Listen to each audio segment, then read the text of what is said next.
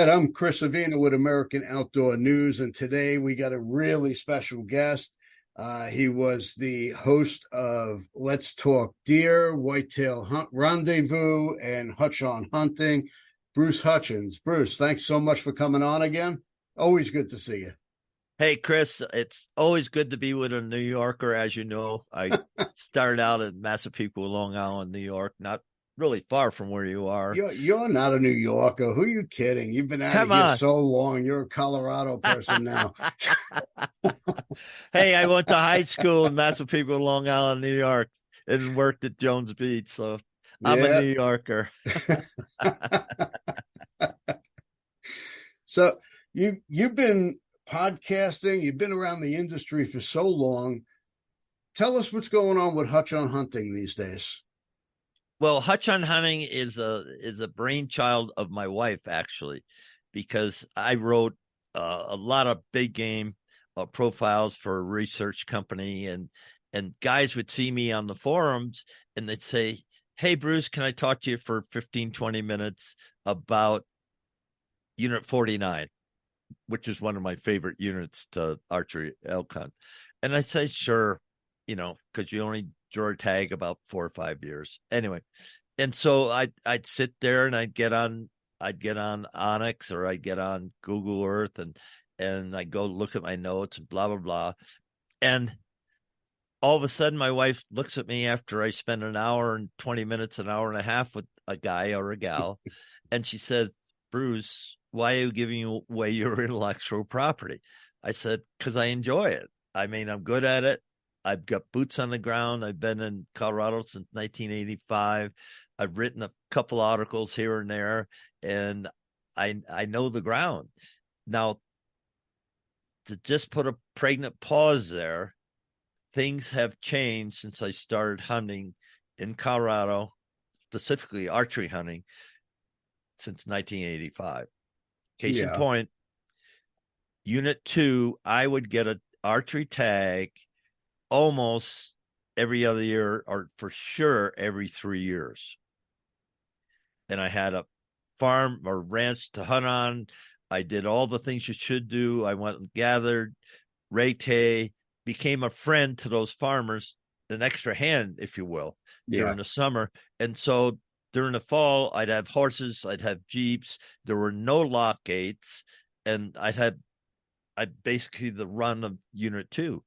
And that's all changed. Today, I believe a Unit 2 archery tag takes 23 points. Wow.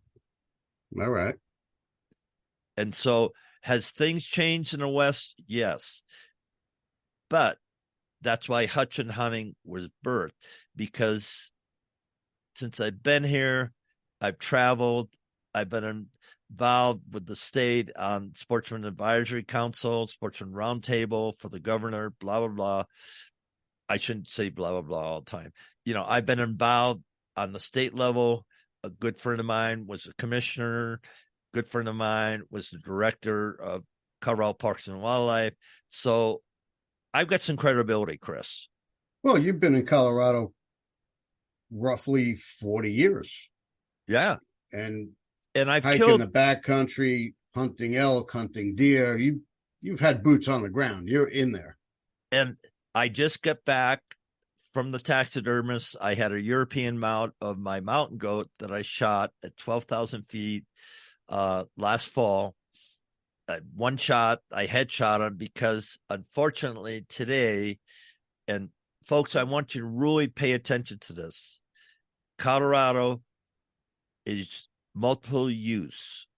So, especially mountain goat, the places where mountain goats live is high use by hikers, by photographers, just by a lot of other people. And they have every right to be there.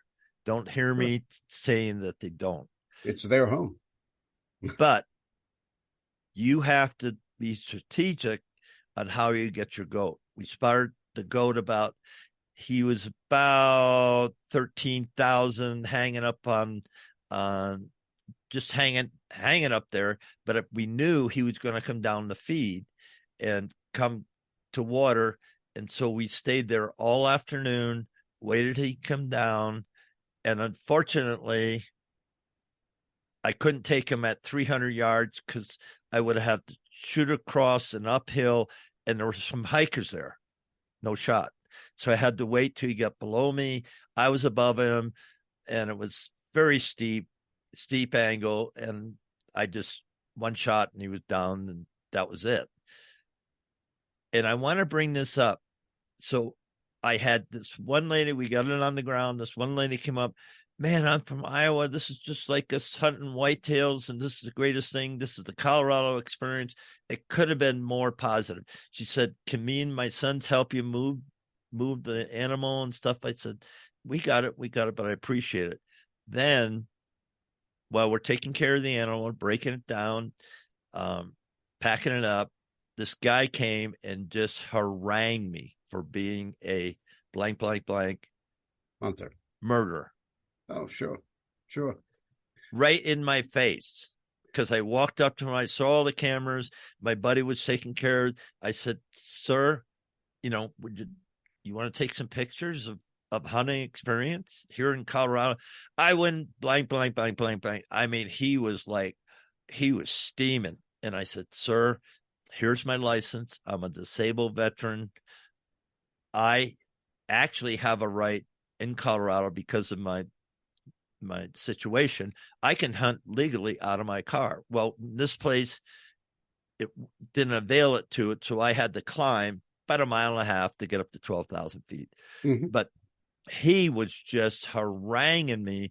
And I said, sir, thank you so much for your comments. And I just turned my back on him and walked away. But folks, in high use areas, be prepared for that. And if you can't keep your stuff together, don't hunt there. Well, did this gentleman realize that you were actually doing him a favor? Because this goat was eating his food? No, it just completely, completely clueless. You're not going to change their mind, Bruce. No. You're not going to change their mind. No, you're not. And there's so many tags. I had an easy either sex tag, which I wanted, just because I know there's billies in there and there's nannies in there. I knew they were there. So it's in quote unquote, if a mountain goat hunt can be easy, this is easy. I would submit to you, I don't know how many disabled people could climb to 12,000 feet. And mind you, you're not a young man. No, I'm 77 years old with two hips, and I'm deafer than a doornail, and 2 total hip replacements and 3 back surgeries. And I carried the front shoulders, the head, the cape, and everything else, all the other parts off the mountain. My buddy carried the hindquarters off the mountain. So that was 1.5 miles downhill. And folks, if you ever come out heavy in the mountains, you'd rather go uphill than downhill because gravity is not kind. Well, let's take a step back and, just realize that a goat hunt is one of the most physically demanding hunts you're going to go on. Ever. Yeah, because they live in nasty stuff. My other goat hunt was up in British Columbia, and that was a tough hunt. I got them, but we had to recapture them going down a chute. I had to free climb down a chute. We didn't have ropes, and I had to free climb down a chute. I was, of course, much younger than then. Sure. Hey, you know what? We got to get them while we can. Yes, we can. Because time is not on our side. No. And so that's my little thoughts, tips from Hutch about go hunting in Colorado. Pick your spot and make sure you understand what you could be up against. Oh, yeah, absolutely. Now, you just got back from a fishing trip, too. That's a lot easier than hunting mountain goats. Yeah, the weather wasn't exactly cooperative while you were there, though. We had a hurricane shut down the port of San Diego for 2 days. The first 2 days of our trip, we couldn't go out. And I'll just say this, the local media hyped that storm up to be the storm of all storms. And it wasn't even a heavy rainstorm. Yeah, it rained. Yeah, the wind blew. That's all it did. Yeah. And they shut down the port. But in 3.5 days, we filled the boat with limits of bluefin tuna. And as we said, we had carnage. That's a great trip. Very successful. Oh, it was wonderful. And you have bluefin on the East Coast, but ours are, my friend caught the jackpot fish, was a $1.48, and she weighs 110 pounds. She knows how to fish, folks. Yeah, we need to for bluefin tuna. We leave out of Montauk, and it's like a 3-4 hour boat trip out to the canyon. And it's not a day. You're not there in a day. It's an overnight trip. Yeah, but that's it's an excursion. Yeah, and it's so much fun. And I got another 8-day coming up down the Baja Coast. And yes, folks, I've earned my fun. I've earned the opportunities to go on adventures, and like my whitetail hunt coming up is in the land of the giants in Buffalo County, #1 Boone and Crockett County in the country, and I'll be hunting there 3 days during gun season, but with my crossbow. And this guy's closed his farm. I think it's 5 years to rifle hunt, so it's archery only. Okay. And we'll see. How were you with drawing a bow at 77? Well, I shoot a crossbow. Okay. What are you shooting? I shoot an Excalibur 380 feet per second with iron wheel, a prop to iron wheel. I love iron wheel broadheads, and I shoot 125 extra wides. Well, I got to say, personally, I love Excalibur. It's simple. There's no cams. If you're traveling with your crossbow, you don't have to worry about blowing a cam and your strings going. You blow a string with an Excalibur, you just pop another one back on. Nice and easy. I have the Micro 335. Great bow. Killed plenty of deal with it. Yeah, and because I do travel a lot, I just take out the forward pin, the forward nut, and the whole thing just breaks down. Yep. And I have a red dot on it, and everything's breaking down, fits in the gun case, and it's not going to change sight. Yes, when I get in the camp, yes, I do put a couple arrows downrange, but I've traveled all around North America with that crossbow, and I love it for exactly the same thing Chris said, because it's simple. It's a traditional bow on a rail. Can't get any more simpler than that.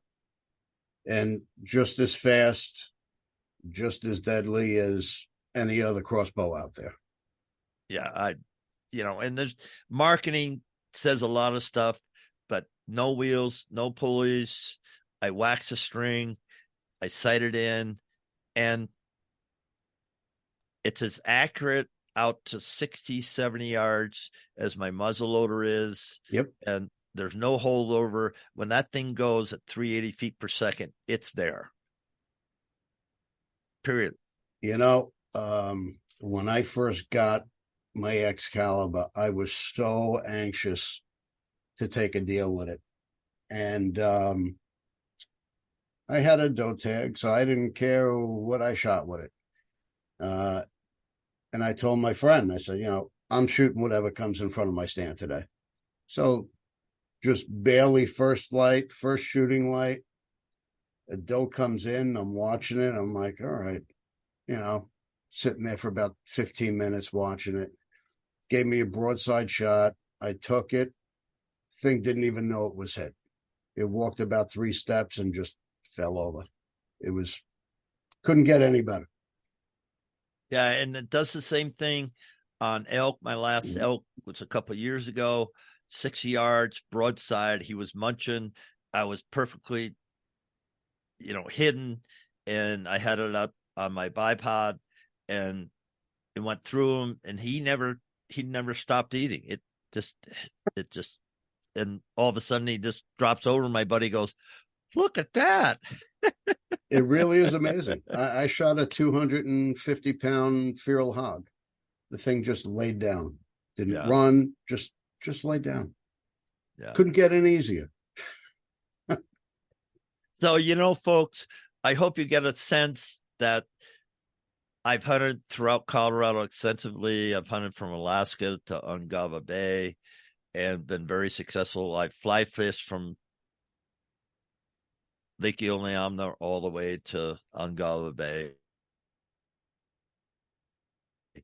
And I've done some stuff, but I'm 77 years old. And what Hutcheon hunting really is about is to share with you the tips, the techniques, lessons learned, and to share my passion of sitting around a campfire with Chris Avina and some of my other buddies and just, talking about why we love this sport.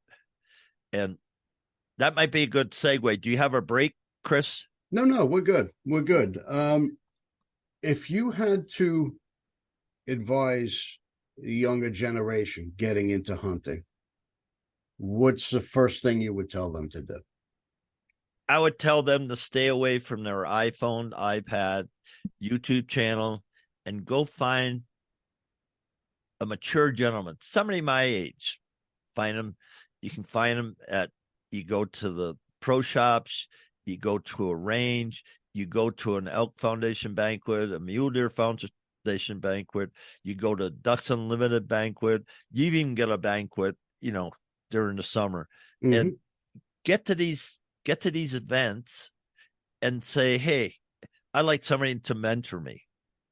And when you say that, you better be serious, because I hold the kids I mentored, I hold them accountable. Yep. And if they're just, no, you got to be accountable. You got to do the work. If there's homework, you got to do it. If you got to practice shooting before we go to the range, you got to do it. You got to become a student of the animal that you're pursuing. Why? Because you owe it to them. Have I made bad shots? Yes. Has Chris made bad shots? Sure. Yes. It's going to happen. But it's your responsibility. You're accountable to ethically take that animal. Find your stand. Set up your stands in the off season. Sit in your stand. Watch the animals. Watch their tendencies. Watch how they come and go. Study it. It'll make it easier when the season comes around. Yeah, and there's no substitute for being in the mountains. I live in the mountains. I work for a company in New York City. So my home office in New York City, I live in Colorado. So I don't think they cared what I did during the weekend. Yep. So I would fly home. I'd get my job, all my work done on Friday.